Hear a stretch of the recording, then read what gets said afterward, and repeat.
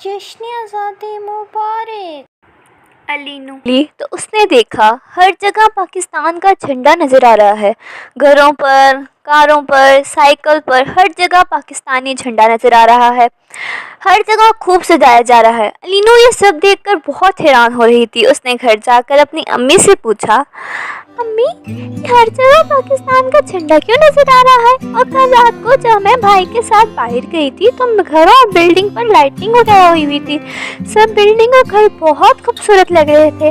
میں آج بھی دیکھ کر آ رہی ہوں، سب لوگ گھروں پر جھنڈیاں وغیرہ کیوں لگا رہے ہیں؟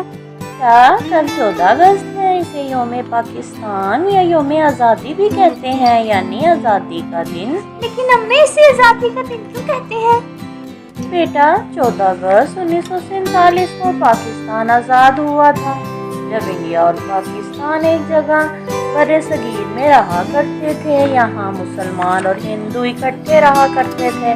بہت عرصہ پہلے انگریزوں نے بر صغیر پر قبضہ کر لیا تھا۔ مسلمان اور ہندو دو الگ الگ قومیں تھیں۔ اس کے علاوہ اقبال، قائد اعظم اور دیگر بڑے بڑے رہنماؤں نے آزادی کی تحریک لڑی تھی۔ 14 اگست 1947 کو پاکستان مارز وجود میں آیا۔ امی پاکستان اتنی آسانی سے بن گیا تھا؟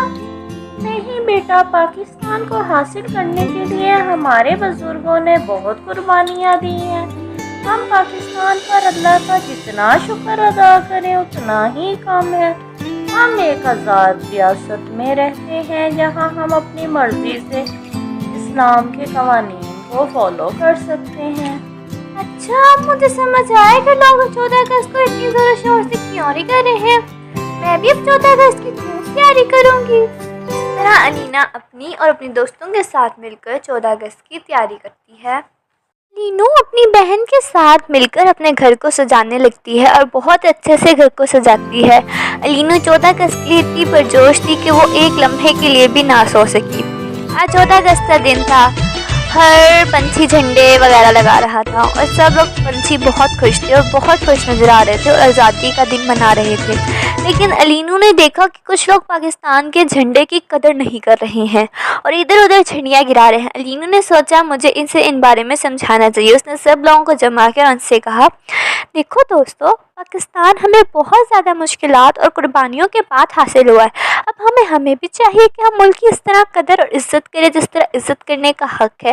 ہمیں اپنے جھنڈے کی قدر کرنی چاہیے، اسے ادھر ادھر نہیں گرانا چاہیے۔ میرا آج آپ سب سے یہی کہنا ہے کہ 14 اگست ضرور منائیں، مگر جھنڈے کی قدر بھی کریں اور اسے ادھر ادھر پھینکنے سے گریز کریں۔ یوم آزادی کے بعد ان جھنڈیوں کو محفوظ جگہ پر رکھیے گا، نہ کہ ادھر ادھر گرنے کے لیے چھوڑ دیں۔ اور ایک چھوٹی سی بات اور آپ سے کرنی ہے کہ میں نے کچھ لوگوں کو آزادی کے نام پر باجے بجاتے دیکھا، مگر پیارے دوستو اس شور سے بہت سے لوگ تنگ ہوتے ہیں۔ آزادی کا دن ہمیں یہ سبق نہیں دیتا کہ ہم شور کر کے منائیں، بلکہ اس کو اپنے ملک میں درخت لگا کر منائیں۔ پاکستان زندہ باد، پاکستان زندہ باد۔